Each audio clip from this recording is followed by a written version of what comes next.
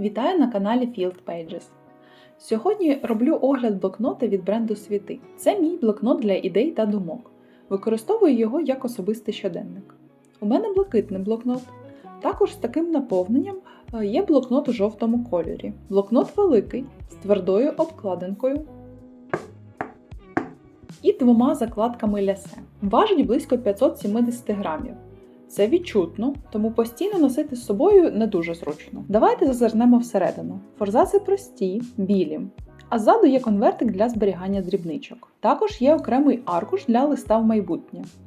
Мені дуже подобається ця ідея, але є нюанс. Папір доволі цупкий і складений лист у конвертику виглядає трохи грубувато.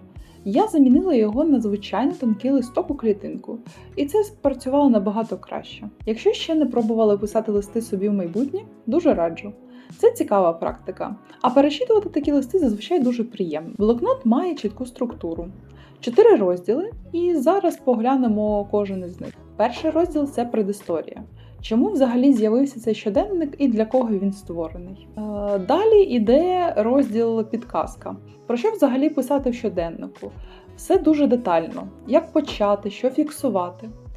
Окремо хочу відзначити ілюстрації та фото. Вони якісні, живі, і чесно сказати, наче з моєї особистої галереї. На мою думку, це гарний блокнот для новачків, які хочуть почати вести щоденник або блокнот, але ще не знають, як саме це робити. В рамках другого розділу далі йдуть сторінки для записів.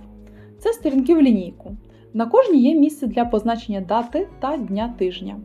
Також усі сторінки пронумеровані. Не обов'язково, щоб одна сторінка дорівнювала одному дню. У мене буває зовсім по-різному. Десь я заповнюю лише 2 лінійки, десь декілька сторінок виділяю на один день. На кожному розвороті є питання «Як ти зараз?». Я відповідаю, коли доходжу до нього записами. Це простий, але дієвий спосіб зупинитись, перевірити свій стан в певний момент. Тобто, можливо, варто взяти паузу чи змінити щось у своєму ритмі. Сторінки доволі цупкі, але через те, що я пишу сильним натиском, текст трохи просвічується. Також є вставки з ілюстраціями та надихаючими фразами. Я насолоджуюся дизайном цього блокноту. Видно, що над ним серйозно попрацювали. Текст завжди читабельний, ілюстрації гарні і доречні. Діліться в коментарях, чи важливий для вас вигляд блокнота. Мені дуже подобається, що немає якихось обов'язкових пунктів до заповнення. Ви самостійно створюєте свій простір. Єдине, чого мені особисто бракує, це крапок замість ліній. Але це суто мої вподобання, і я розумію, що лінійка більш звичний формат для більшості. Третій розділ – це сторінки для поганих днів. Просто порожні сторінки, де можна писати все, що ви захочете. Я найчастіше звертаюсь до них, коли в голові повний хаос і мені хочеться навести лад. Я малюю схеми, виписую думки. Інколи я виписую все, що мене турбує, і просто викреслюю або замальовую це. Звучить це просто, але це працює.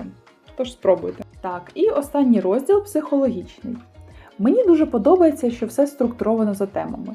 Описується певна проблема і одразу є техніки, як з цим працювати. У блокноті зібрано теми, які хоч раз торкалися кожної з нас. Інколи місця під вправи може не вистачити, але для цього є другий розділ з вільними сторінками, де можна продовжити все, що у вас не помістилося. Звісно, блокнот не замінить консультацію фахівця, але може стати першим кроком. Допомогти визначити проблему і почати шукати рішення. Бо інколи ми просто не розуміємо, що з нами відбувається. Усього в блокноті 288 сторінок. Тож підсумую. Блокнот великий і важкенький, але за наповнення це справжній топ. Особливо, якщо хочете почати практики, пов'язані з письмом, тут є і структура, і простір для свободи, і психологічна підтримка. Корисно і естетично одночасно. Дуже рекомендую як і для новачків, так і для завзятих фанатів ведення щоденників. Дякую, що додивилися це відео до кінця. Якщо відео було корисним, підписуйтесь і залишайте коментарі. Хочу знати вашу думку. До зустрічі на каналі Field Pages.